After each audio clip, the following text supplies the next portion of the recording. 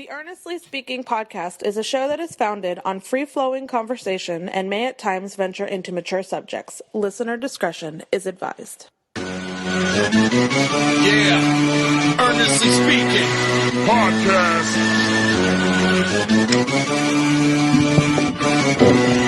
Let's get it. I'm a giant in New York, in Miami carry heat. So much more in store, my product can flood the street. Opinion Nation Godfather, CEO.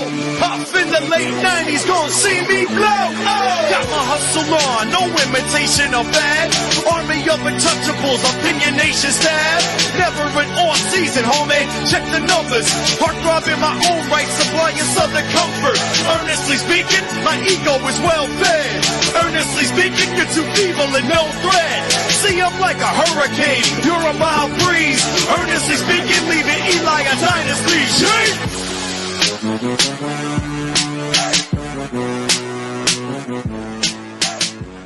Earnestly Speaking podcast coming to you May 21st, 2024. It is a kind of an overcast Tuesday here in South Florida, as we are not in summer yet, but damn, if you live down here in South Florida, you the weather has been absolutely nuts the last couple of weeks. This weekend alone, we had a lot of rain here. We had a lot of hail here in 2 days, Saturday and Sunday, both had hail. It has been a nutty few weeks. It feels like August, September, like hottest point of the year for us in South Florida. And we're only in May. Just yesterday, I'm driving the car from work, and it read at about 3 o'clock, 97 degrees. Insane. I shudder to think how this summer's going to be. I really do. I really shudder to think if it's this hot now, and we're not even close to the peak of the summer. And I remember last year I said on this show when we throughout the summer that it was pretty bad to the heat. Like I never experienced a summer like last year in terms of heat. Man, gear up, man. Gear up. Definitely gonna be a lot of pool days here, probably a lot of beach days. My only fear, more than anything else, is I mean, the heat's bad, obviously, but my biggest fear about this summer, really honestly, is will we get hurricanes here? We're getting massive hurricane threats. Because that's the one thing hurricane storms out there in the Atlantic, they feast on warm waters. If the waters are warm, God, I really hope that, because that, man, we haven't had a hurricane here in about 7 years. And that's the one I actually evacuated to North Carolina to visit my cousin, because we thought that was going to be the biggest storm in history of all storms. We did get hit, but was nowhere as close as we thought it was going to be. And I don't want to say we're due for one, but man, 7 years is a long time, especially when our state is literally the lip of this country, literally stands out like a sore thumb. Now we get lucky a lot because a lot of times there's like that trough, that low that sometimes sets out right off the coast. So a lot of storms tend to go right up the coastline, and we get lucky a lot. But again, 7 years. It's been 7 years. I know the West Coast got a couple storms. The West Coast of Florida got a couple storms in recent years, but we shall see. And I live on the East Coast. I live literally 10 minutes from the beach. So the Atlantic Ocean's right where the hell is what east? That was east, I think. So anyway, how you guys doing? Got a lot to talk about today in the podcast. A lot to talk about in today's podcast. Solo show today. Run through some sports stuff here, run through some personal things here, things I'm watching. I got the New York Giants schedule I want to react to because that came out last week. And of course, everybody in NFL, everybody who loves NFL, are obsessed. They want to hear the schedules and the important games of the year, and whatever is what it is. But let's get first to the conference finals that start tonight. East Final starts tonight. Pacers and Celtics, game one's tonight. Game one of Wolves and Mavericks start tomorrow night on TNT. And I guess predictions you guys want, really, honestly, Celtics and Pacers. I think this is actually gonna be a better series than people get credit for. And I say that because if both teams play to who their personalities are, This can get weird. Now, in no way do I think Indiana's going to win this series. I don't. But can I see them stealing 2 games? Why not? I mean, Miami stole a game in the first round against Boston. Cleveland stole a game in the second round against Boston. Indiana, when they are, I would argue Indiana right now, by virtue of health and whatnot, will be obviously the toughest team they'll be facing of these 3 rounds so far. And they're healthier than both teams. You remember Miami didn't have Gene Butler, didn't have Terry Rozier, didn't have they were banged up. Cleveland didn't have Jared Allen, and then they didn't have Donovan Mitchell the last 2 games of the series. Indiana right now is coming into the series healthy. Their big 3 of Halliburton and Miles Turner and Pascal Siakam, when they're locked in, now it's a big when because this team's inconsistent, and you saw last versus New York. They probably should beat New York by 6 games or less because considering all the injuries in New York had. And that's all again. Had New York been healthy, and based on how the series went, they would have won that series in 5, honestly. But that's neither there. But I could still see a scenario where Indiana can take 2 games. I could, because Boston is one of those teams that, you know what, I get on Celtic fans here, but this is going to apply here, and you're probably going to agree with me on this too because it applies here. You've had the easy, and you can't control this either. It's not your fault. You can't control who's in front of you. You can only control what you put, what's in front of you, and you play the games according to what. So there's no win for you guys. Now with Denver out the way, especially too, because Denver was the only team I was considering that if Denver lost, if Boston lost to Denver in the finals, you get a sort of a pass. Now with Denver out of the way now, losing to Minnesota last round, but the Boston Celtics have zero. And I mean 0 excuse. It is now title or bust for Boston. If they don't win a championship, it is a failure. Okay? End of discussion. If Denver had been in the playoffs and it was Denver-Boston for the finals, Denver wins that series, whatever, it's still a disappointment to some degree, but we can understand it because Denver, we looked at as the better team. I will still say Denver's still the better team despite the record. This ran into a tougher opponent in Minnesota, which we all said since last year that matchup-wise can give them issues. But now that Denver's out the way, Boston has 0 excuse moving forward. 0. Hold on, I got a little light switch here. I got to take off quick. Just 1 second. Okay, sorry about that. They have no excuse. I got Boston in 6. Boston should win in 5.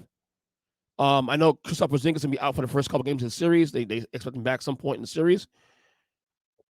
Don't think it matters. They should actually win the series without Porzingis. But even without him, they should be.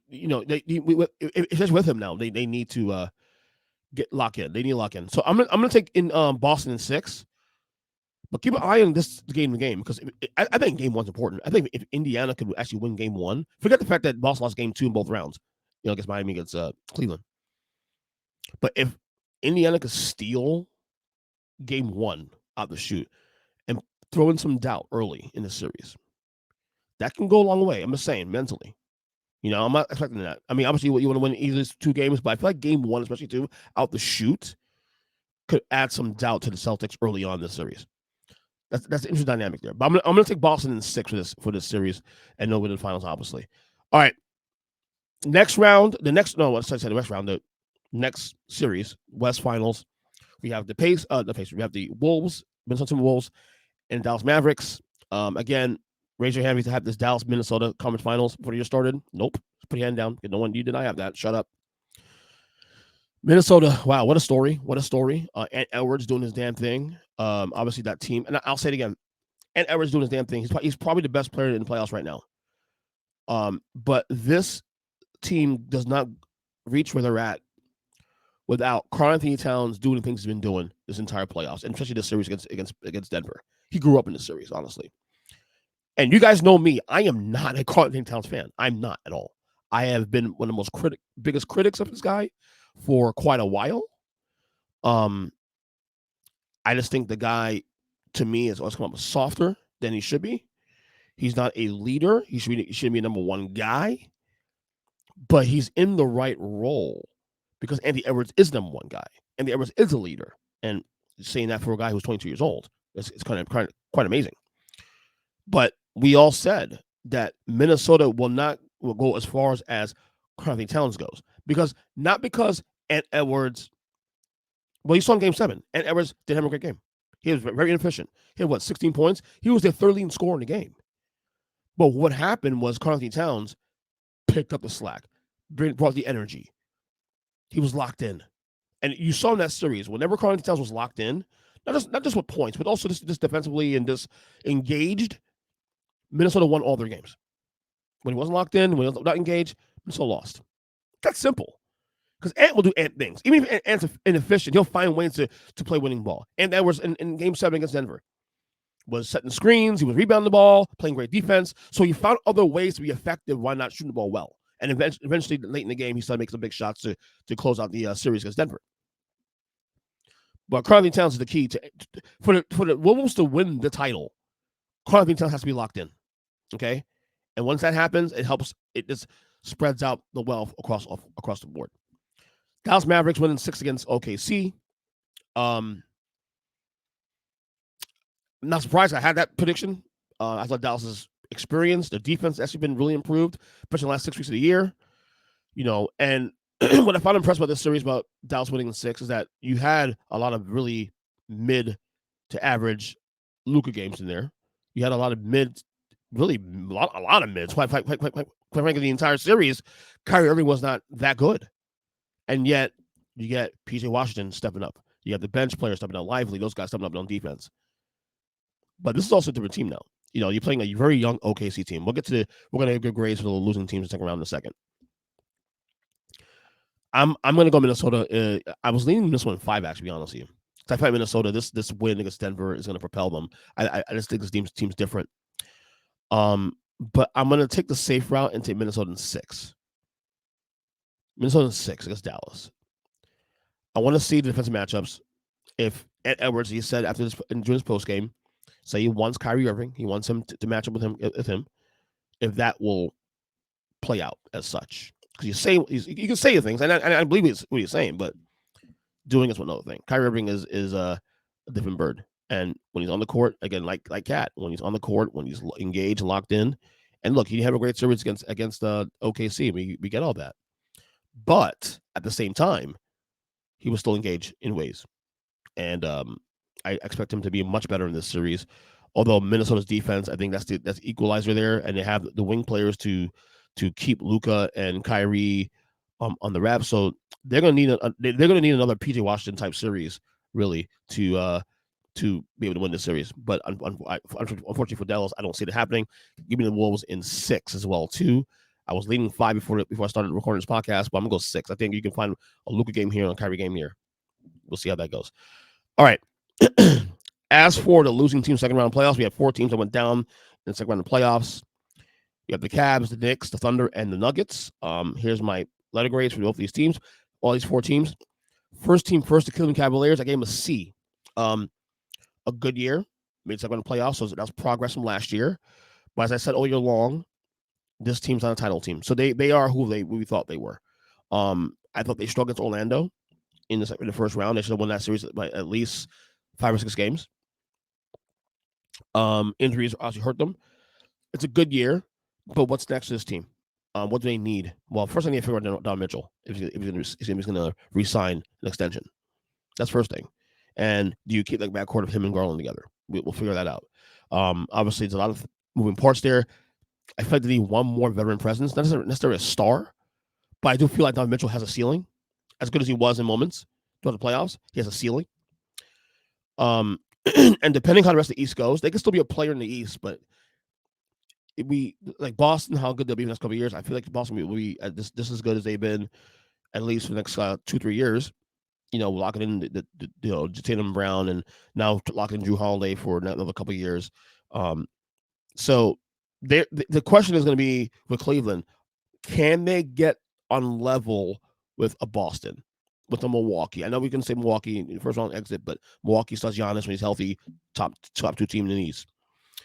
And can they continue to separate from the New Yorks and separate from the Orlandos and Miamis? That's the question. But I gave him a C for this season. Satisfactory year. I almost went B-. But, again, they are who we thought they were. So it's satisfactory. New York Knicks, out in 7 against Indiana. I gave them an A+. I'm sorry. Because number one, coming to the year, I thought they regressed after last year. Remember, last year they were a second round team also too. Lost Miami in 6 games last year. But the reason I grade them high this year is that not only did they do much better than I thought they would, they did it without Julius Randle for most of the year, without OG Anunoby for a chunk of the year.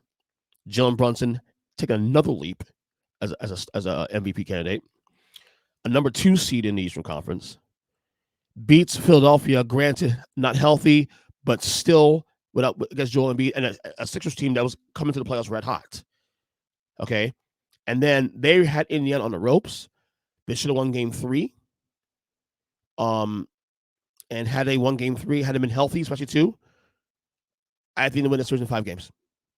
You saw in Game 7 on Sunday, they had no more legs. They didn't quit, but they had nothing else to give. You saw Josh Hart with the bad abdominal.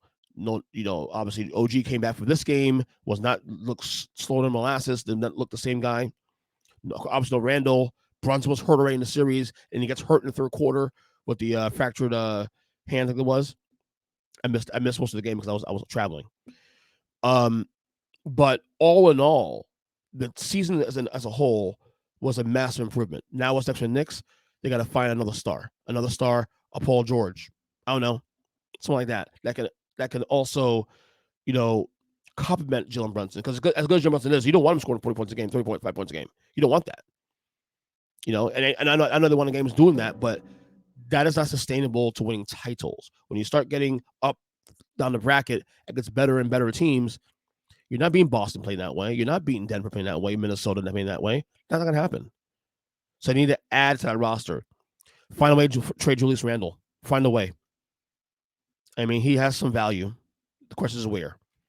Fill out the roster nicely. DiVincenzo, great year. They had a lot of positives here. So if you're a Knicks fan right now, you should be very happy with this team is at right now, honestly.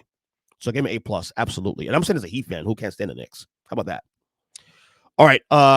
OKC Thunder, number 1 seed in the Western Conference, coming to the playoffs.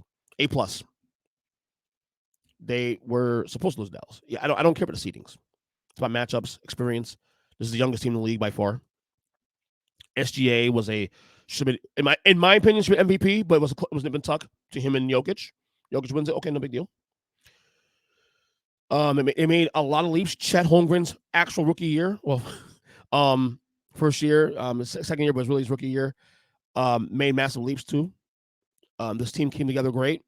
Lots of holes though in terms of size, which came to pass in this series against Dallas. The New Orleans series they won in a sweep, but New Orleans without Zion Williamson. Maybe they still win that series, but not in the sweep. They need size. I'm not gonna say they need an all-star center or whatever. They just need a guy that can soak up bodies for rebounds, even for 20 minutes of the game. So that's number one priority for the Thunder this offseason. But all in all, A+, because we knew to be good this year. We knew to be a play-in playoff team. No one called them being number 1 seed in the Western Conference. And in a good West at that. Good West where Minnesota 3 seeds down in the conference finals. Denver defending champions. Okay, the Clippers were playing good basketball for a while. No one called that. So we're going to grade based expectations here.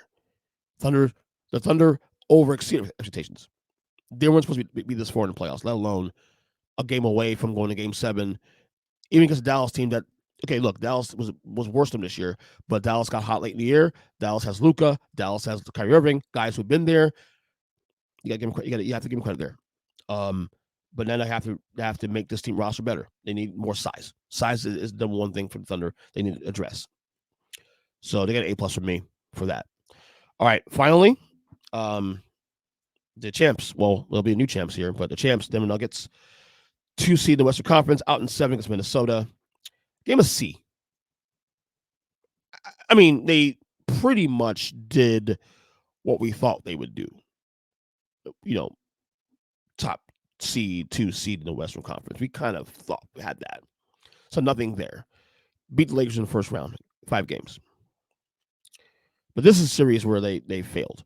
And look, we all knew coming in that this team, that matchup to Minnesota, we said even last year, and they said themselves last year after they beat them in the first round, that Minnesota, of the 4 teams they faced in the playoffs last year in a run to winning the title, Minnesota was the toughest matchup of the 4 teams between the Lakers, the Heat, the Suns, and the Wolves.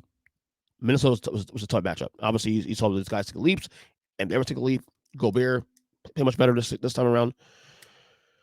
But it's the way they lost, especially Game 7, up 20 third quarter, had Minnesota on the ropes, and then, and I feel like that's more about Minnesota than Denver. Honestly, I think that Game 7 was more Minnesota's defense rising to the occasion.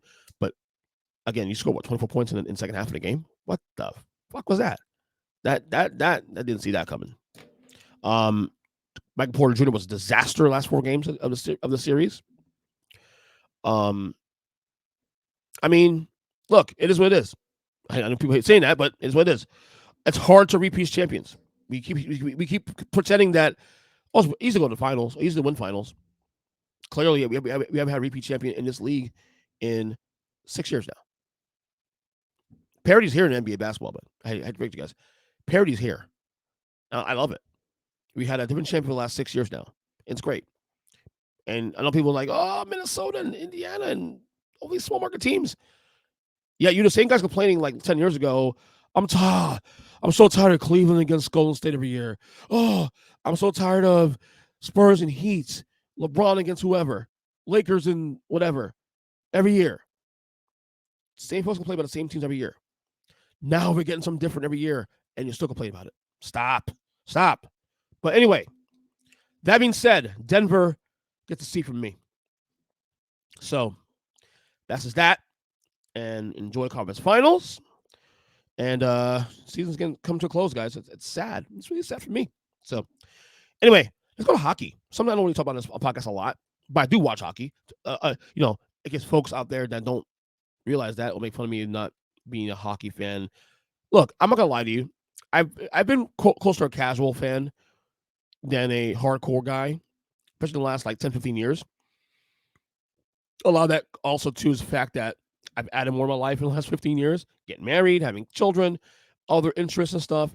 And the big one really is that the NBA and NHL seasons run perpendicular to each other. Literally. Both leagues are starting the conference finals, I think, tonight and tomorrow, this week. And I'm an NBA diehard, so it's hard to have my eyeballs. But I do watch hockey. I do keep an eye on my team. I'm a Rangers fan. I've been a New York Rangers fan since 1991, 1992. Okay? I remember when we won the Stanley Cup back in 94 against Vancouver in 7 games. I remember that. That was yesterday. That was the time when the Knicks were in the finals, too, also the same year. The Rangers were, Stanley Cup. Mark Messier, those guys. Come on. I watched the games back then. It's been hard to keep up, though, to watch all sports. Even baseball. Even though baseball, I love baseball. And I was a fan of all 30-plus teams in baseball growing up as a kid. And then life happens, so I'm mostly a Mets guy, and I'll watch the big teams, and I try to keep up what's going on, but it's hard to keep everything. It really is.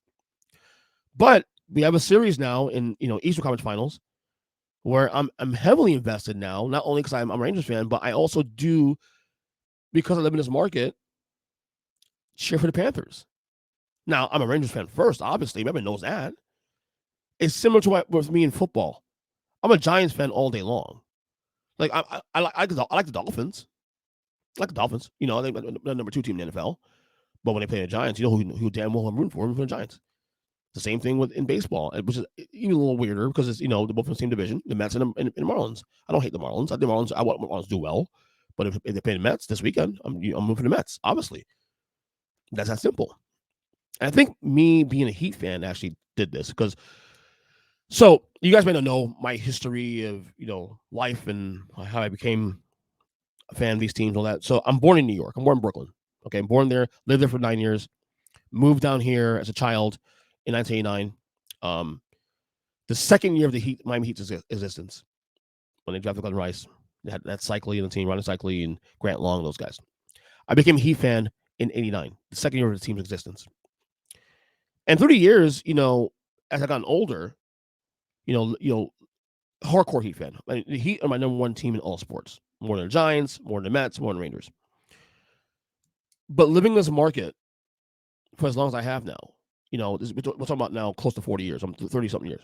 I'm 44 years old. Eventually, you start to respect the teams in this market because the same people root for the Heat, root for the Dolphins, root for the Rangers, root for the Panthers, root for the for the Marlins.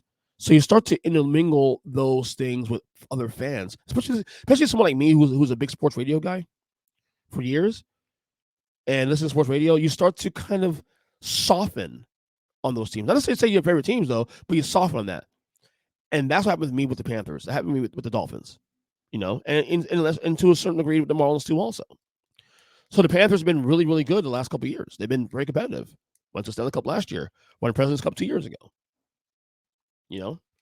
But I am a Rangers fan first. And the Panthers have made some deep runs as of late, so I've been rooting for them. Obviously, I'm on the bandwagon. I'll admit that. I'm on the bandwagon when they do well. But now we have Rangers, Panthers, conference finals. And it's not so much for me oh man, this is gonna be tough to root for. You're right, don't root for them. Root Rangers. Come on now. I made that quite clear publicly on social media. But I do have some love for the Florida Panthers. You know what I mean?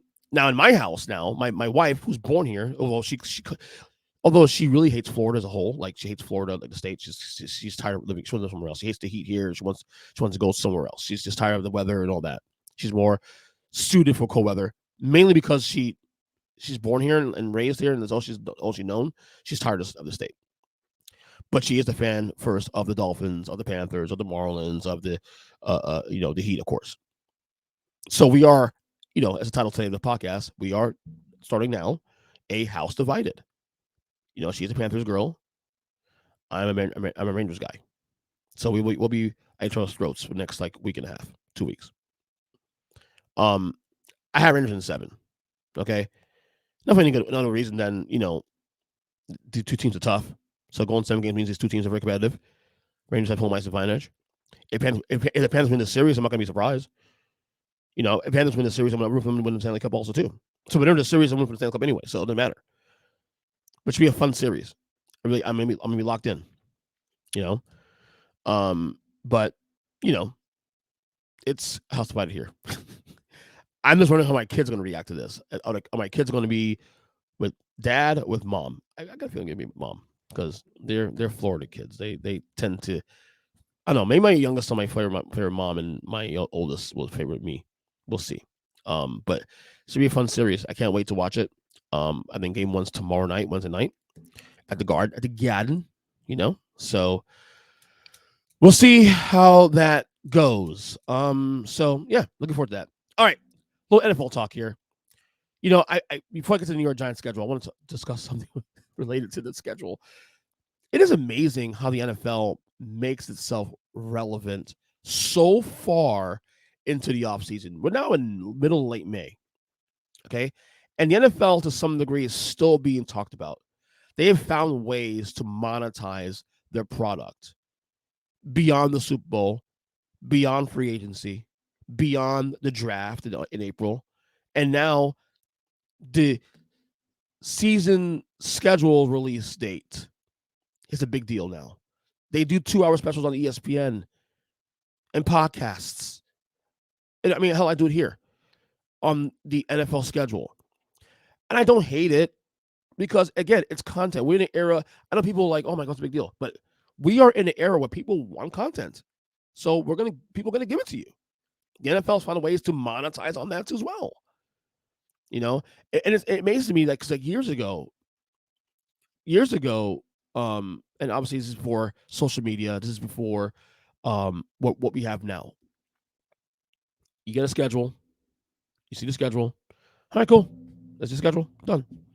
There was no fanfare about it, nothing.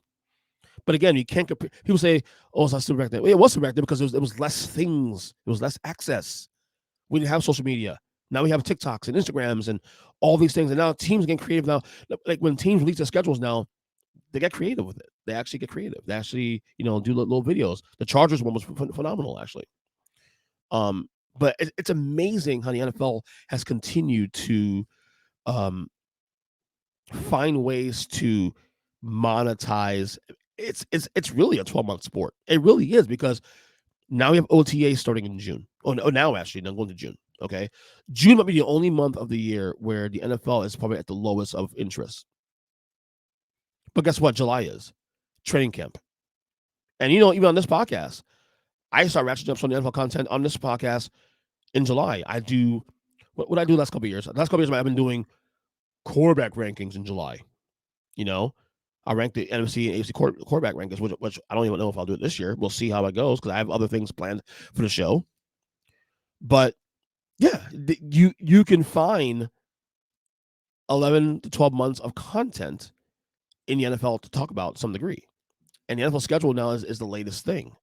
It's crazy how the league has found the ways to make it relevant in that way. And this is the genius of Roger Goodell and that league. It's also the fact that the love of the NFL. The NFL is still king shit in this country.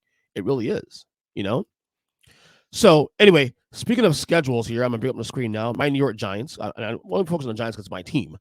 Their schedule is out, and I took a peek at it, of course. So you look at the screen here on YouTube, YouTube page, of course, at youtube.com/Earnest Christian.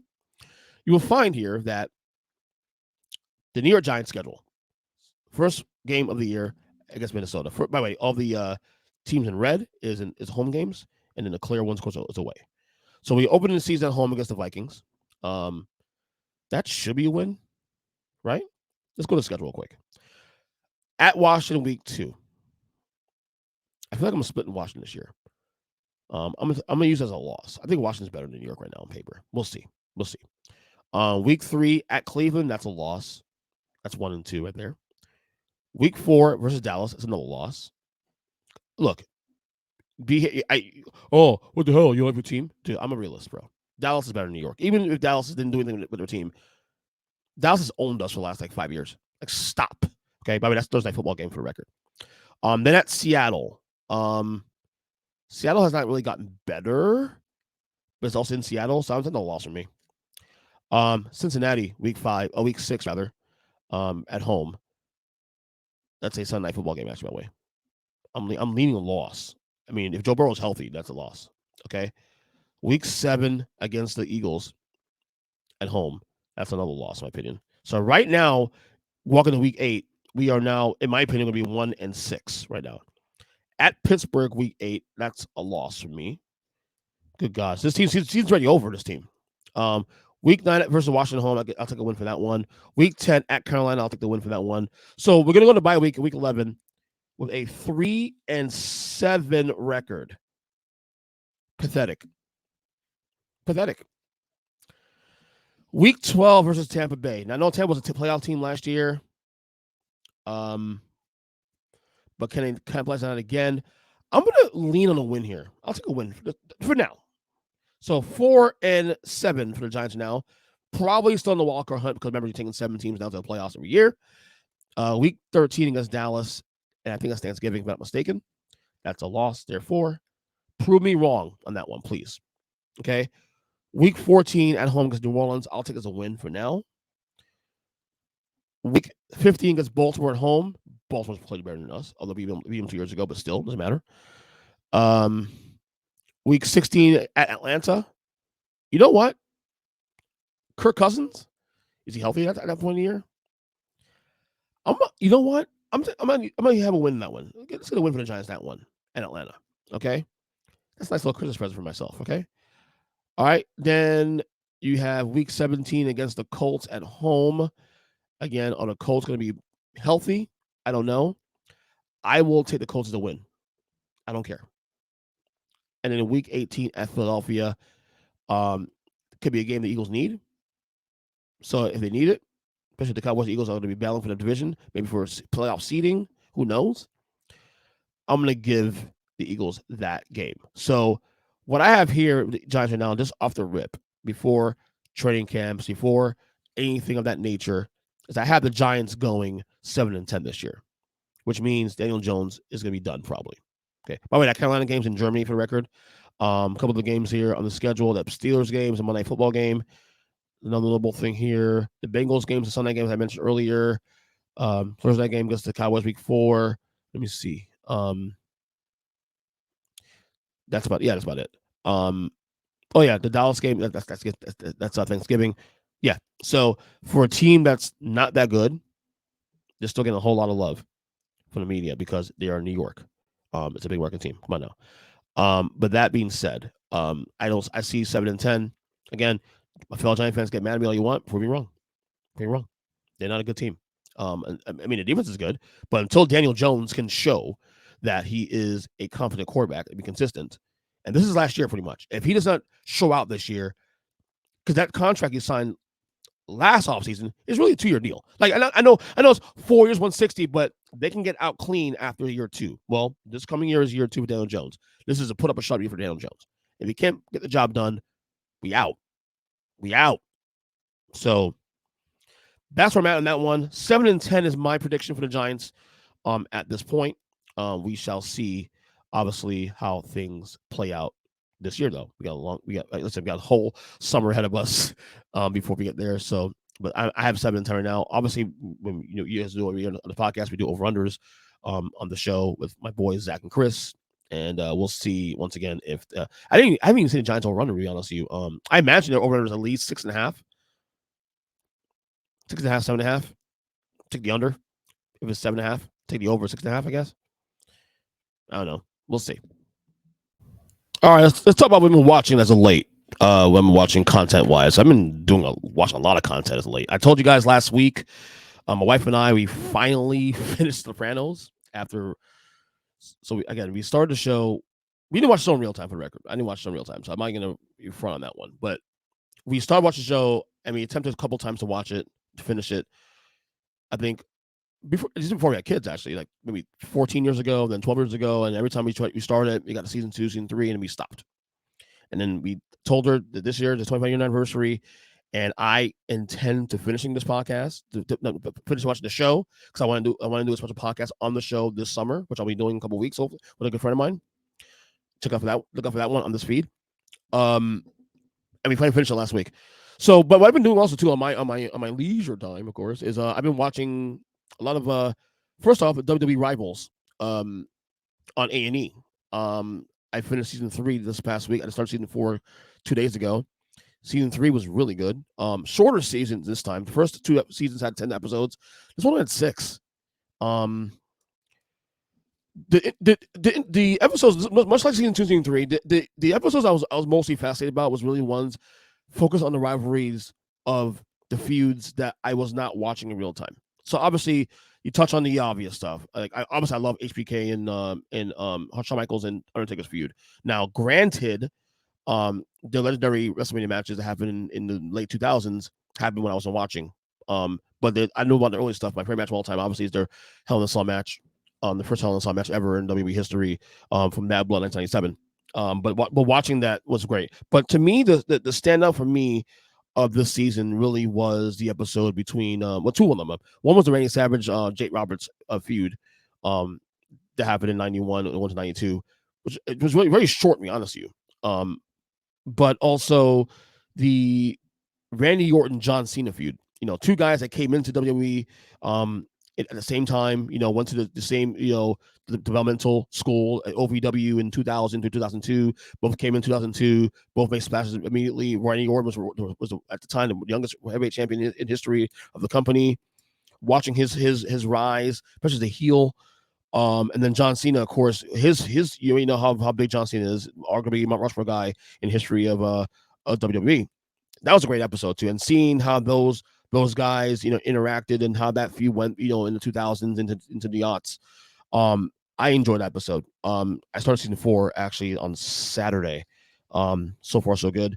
I think that actually still airing season 4 right now. So once I'm done with that and that's all, and put the pasture, I'll review that. So I've been watching that. All right. I also started watching the Roast of Tom Brady. My wife and I finished that. It took 2 days because unfortunately that thing is 2 hours long of content. Great show. The intro first was really funny with him, Bill Belichick there and Drew Bledsoe and Tom Brady doing kind of reacting to how the whole situation started with Brady taking over as quarterback back in 2001 when Drew Bledsoe got hurt against the Jets in that game week 2, I believe, or week 3, whatever it was. I can't remember what it was exactly, but you think I know that actually, being a sports nut. That was fun. To me, the highlight of the show, to me, the highlight of the entire roast of Tom Brady was Nikki Glazer. I thought Nikki Glazer was phenomenal. Check it out, get a chance. I thought she was great. I thought Jeff Ross, of course, Jeff Ross is always the roast master. He was always awesome. I liked also Sam J. Sam J is someone who I knew nothing about until this roast. She's actually, I think, a writer, or also a part of Saturday Night Live. Knew nothing about her. I also Andrew Schultz was great too. I was all let down by Bert Kreischer a little bit. Bert Kreischer was funny, but I didn't find him that great. Him and Tom Segura they were okay, but they weren't. They didn't blow me away that way I thought. Maybe it's expectations of me personally. That's my me issue. I also thought I didn't really. Will Ferrell came out as Ron Burgundy. They had a couple moments here and there, but I thought his spot as Ron Burgundy wasn't really all that great either. Honestly, just my opinion. So yeah, it was good. But the show itself as a whole was good. I think it tails off a little bit in the end. Julian Edelman was funny. I thought Ron Gronkowski was funny. Randy Moss is okay. I mean, that's not his spot though, but he was okay. There's a lot of good moments there. I mean, in a 3-hour roast, most roasts I watch are like an hour and a half anyway. So having a 3-hour roast was, I think, honestly, is a little bit egregious anyway. Was a bit much. I was also disappointed though the fact that after the fact, Tom Brady did say after that he regretted doing the roast because of what his kids will think about it. And I'm thinking to myself, like, you're saying that, and that's funny. You didn't think about that before you actually took the money and did the roast? Like, you didn't even consider that beforehand? Like, the fact that you didn't consider it beforehand makes you look worse. Had you done that, not done a roast, had done a roast and say anything, no one would care. But the fact that you're going to say that after the fact that you regret it, like, what do you think was going to happen? A roast is literally hands off. I mean, he was saying that, look, they got him good on him and his ex-wife Giselle, and then of course which reportedly she's very pissed about how she's portrayed in there. Obviously, Aaron Hernandez, former teammate of his, who was obviously charged and convicted of murder and who committed suicide in prison. His family are not too happy with how things play out there. But again, this is a roast. All hands off. Gloves are off.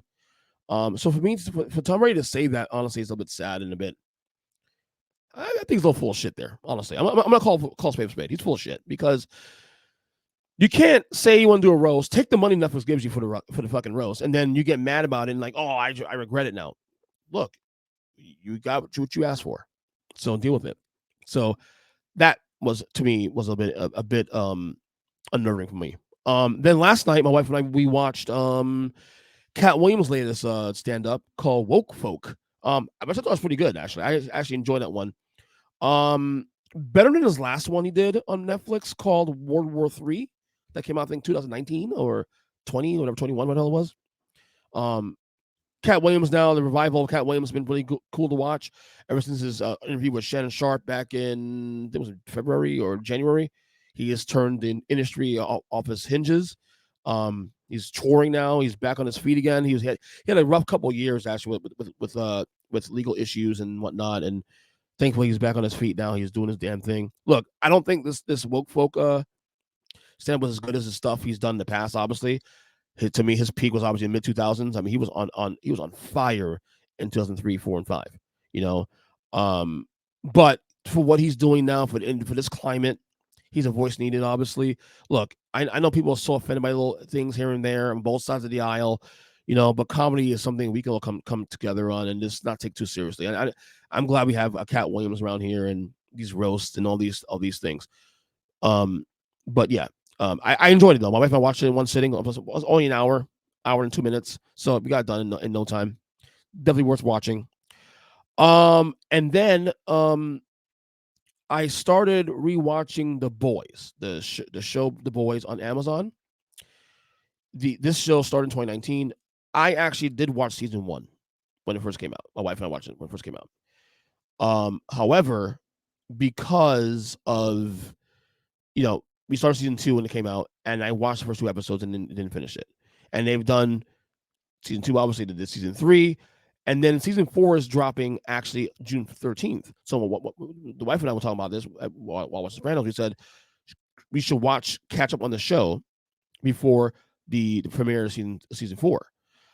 We initially were going to start watching some season 2 on where we left off at, but I actually forgot how the show went, like little details here and there. And I'm kind of glad I did. I'm kind of glad I decided to start from fresh, start from the beginning, because there's some things now that I'm remembering and they're fresh to me now.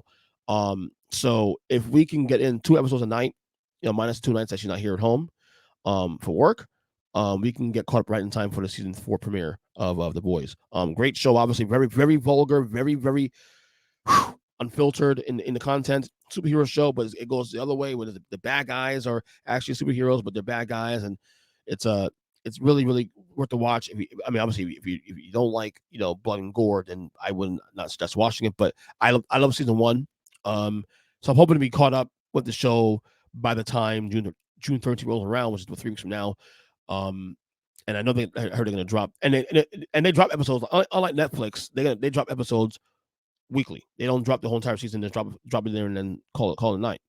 They literally drop episode a week. But what they've been doing with this show is that the first episode of each season, the first week, they drop the first 3 episodes of the season, and then they do one once a week for the rest of the way. So it's a quick watch, 1 hour episodes, eight episodes per season. Very simple. Which we caught up by the time for the premiere of season 4, in 3 weeks. What else I got here to talk about before I get out of here? I got 2 more things to talk about before we get out of here.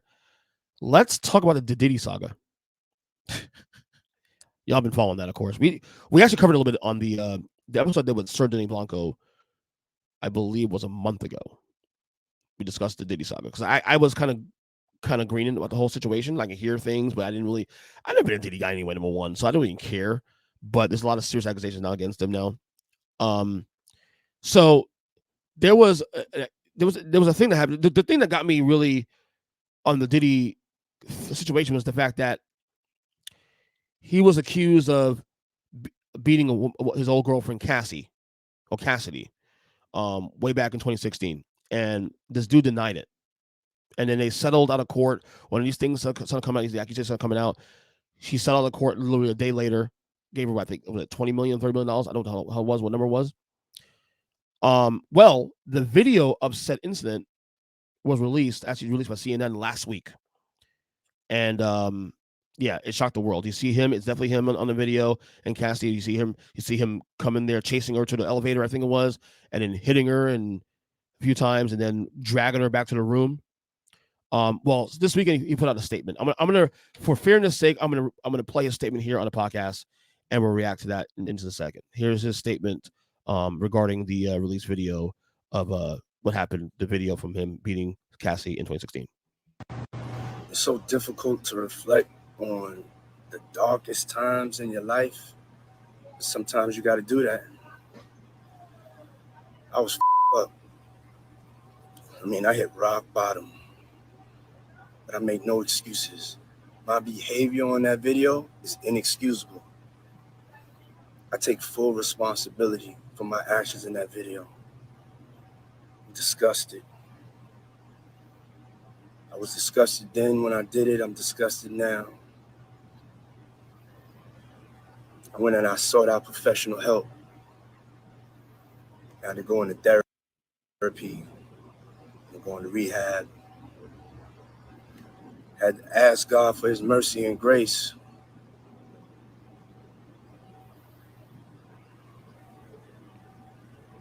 I'm so sorry. But I'm committed to be a better man each and every day. I'm not asking for forgiveness. I'm truly sorry. All right, so that's his statement. He released, I mean Sunday morning, whatever it was. And my feeling on this situation is this: first off, and you know me, I'm a pretty forgiving person. I believe we should always lean into forgiveness first. Not saying hold on a second. Not saying you have to lean into what he did, but at the same time, we should always forgive, if anything, for healing for yourself. But I watched that video a few times, actually, so I want to get a reaction to this. And to me, I don't think he's sorry at all. He says that, but I don't think he's sorry at all. I think he's sorry that he got caught. First off, you denied the incident. Not even 3 months ago, you denied the incident ever even happened to begin with. You called Cassidy a liar. Okay? You called her a liar. Then you settled out of court. Not a court, but you settled and gave her money, whatever.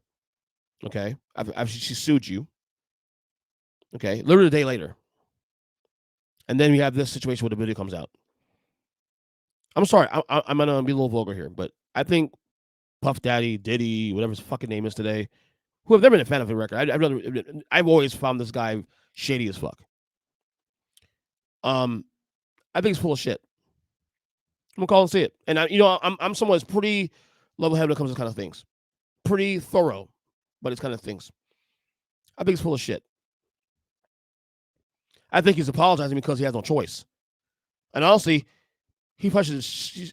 I said this a couple days ago when the video came out. He probably should just shut the hell up and not say a damn thing. First off, I didn't hear you say her name. I'm sorry, Cassidy.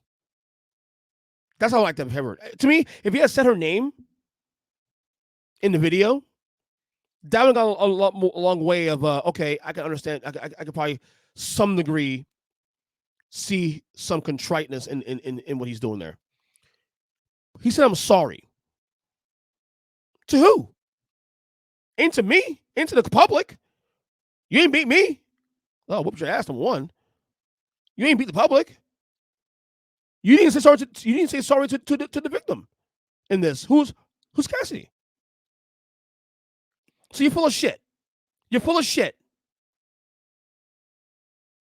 Okay? You're saying this now because you got caught, because the video's out. Because you know damn fucking well if the video didn't come out, you'd be still denying the shit till the fucking cow comes home. Because you did that literally a couple months ago. You said this incident didn't even happen. So you're full of shit. Let's go there. I've always said for years that, and I'm not even saying that all these allegations we hear, these rumors about Diddy, are true or false. It's not my place to judge, because at the end of the day, I don't even follow this stuff. I haven't followed it at all. I'm literally learning from people who have followed it. That's why I had a Sir Danny Blanc on the podcast explain to me these allegations, the history, all that. But I've always felt for years, going back to 1997, when Biggie Smalls was murdered. I've always said that, and I'm not saying that Diddy was the one that murdered him or was directly involved in that. But I've always felt that Diddy was somewhat new or somewhat involved, just somewhere in the smoke. I've always felt that since I was 17 years old. Okay, and there's been so much smoke about this guy for years, and smoke that's been provable. The shooting incident in '99 with J-Lo and him, when him and J-Lo were together, which actually in a lot of ways caused their breakup at the New York City club in '99, and all these other things. I've never been a fan of Diddy's. I've always questioned his character, and this is based on the same things we've seen. I've always questioned his character. Never been a fan.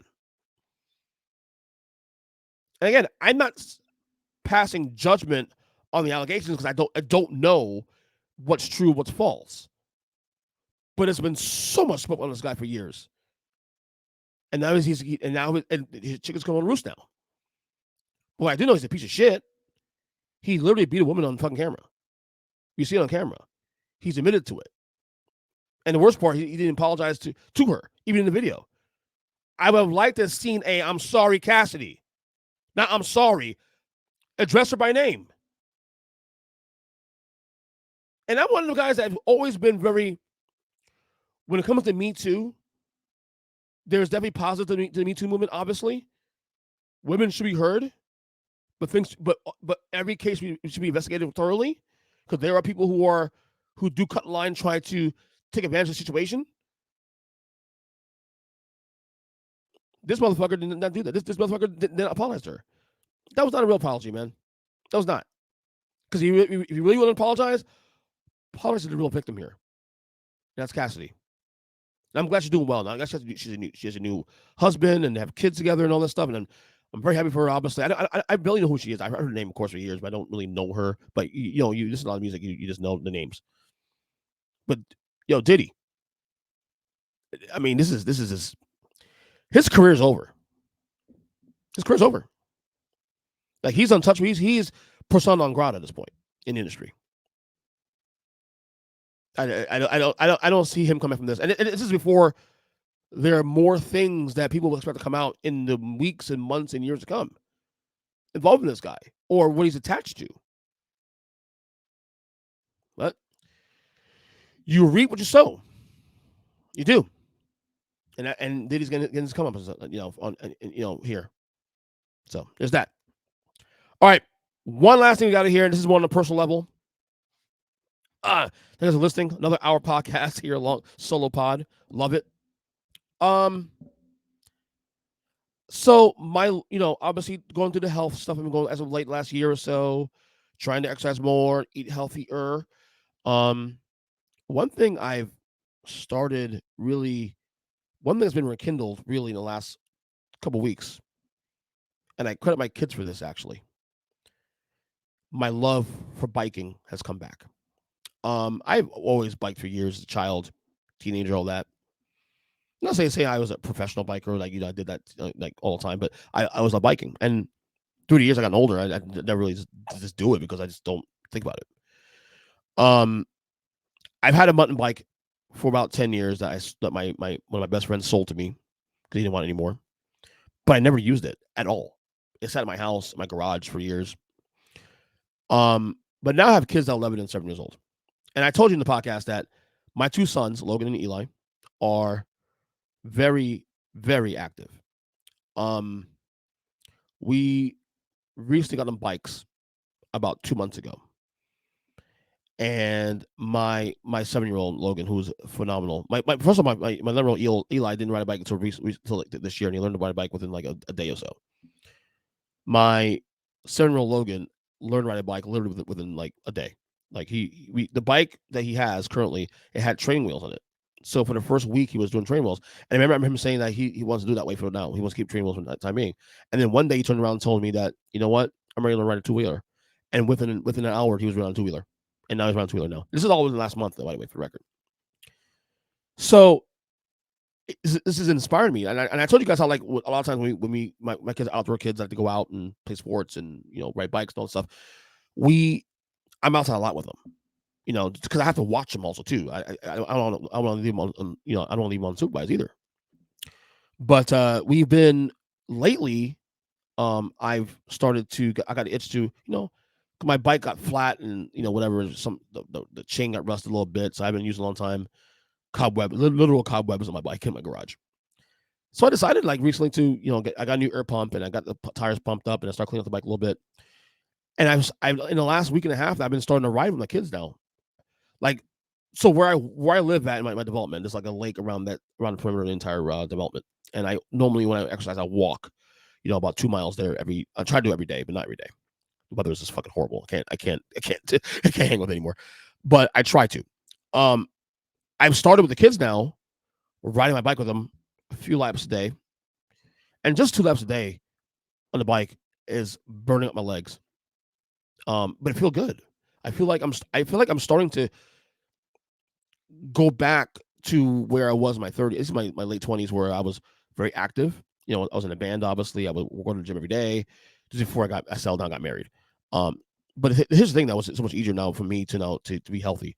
My wife now is all in on that. My wife is eating clean. She's exercising not every day, but she's exercising a lot more. She ever has since I've known her in 18 years. She's taking her health way serious. She's dropped a shit ton of pounds in the last year or so. And this should be easy for me now to parlay this to myself, to take the momentum she started here, plus my kids who are very active, and we should be on that level. And I think for me now, biking is going to help a lot with that. So I've been biking like crazy. I love it. One of my goals now, it's gonna be hard now during the summer because my kid's gonna be here for the summer, starting next week, Friday, or the week after that, because school's out next week. But I can, like a day like today, if I wasn't doing this podcast, I was gonna check the bike out on the streets, just ride 2 miles around the block and just kind of get the blood going and all that stuff.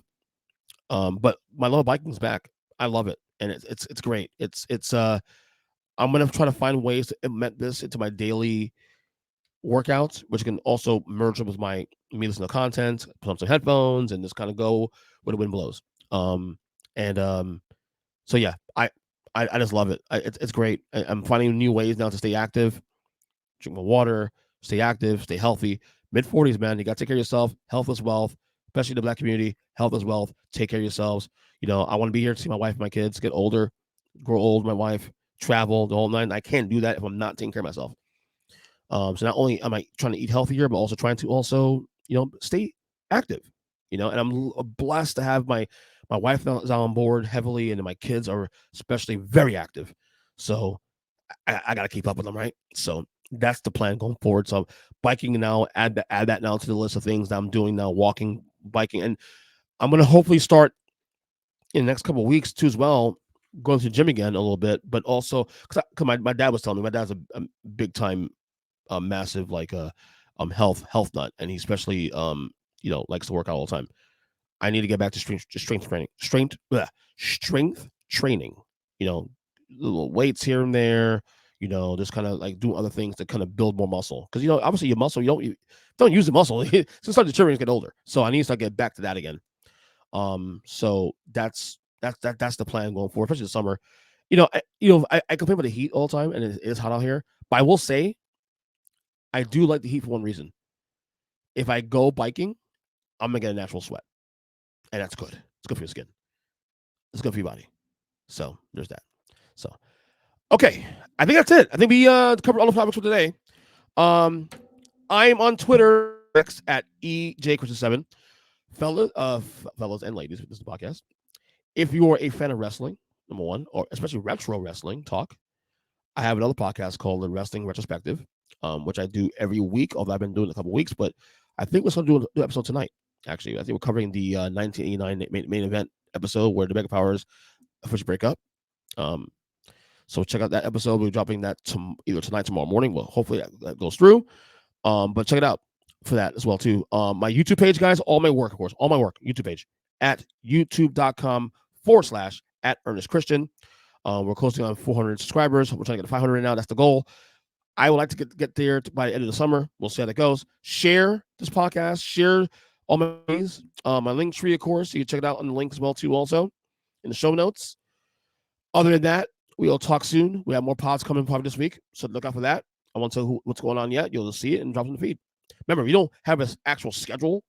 I try to do the show at least Tuesdays and some Thursdays, some Wednesdays. Depends how I feel with guests. But there's no actual schedule. Although I probably should have to some degree of schedule. There's no schedule, but you just know that you'll get at least an episode or two a week, at least. One, probably definitely a solo podcast on my end, and maybe a guest or two on the back end. I hope you guys enjoyed the show last week. The first Valve content we did with Jim and Kyle in over a year. That was a fun episode. Check it out. And other than that, we'll talk soon. God bless y'all. And shout out to my nephew, Caden, who just graduated high school officially yesterday. Proud of you, kid. Love you. Your uncle loves you. And you're going to do big things. He's going to NYU, by the way. So I'm so proud of that kid. So talk to you guys later. God bless y'all. And we'll talk soon. Later.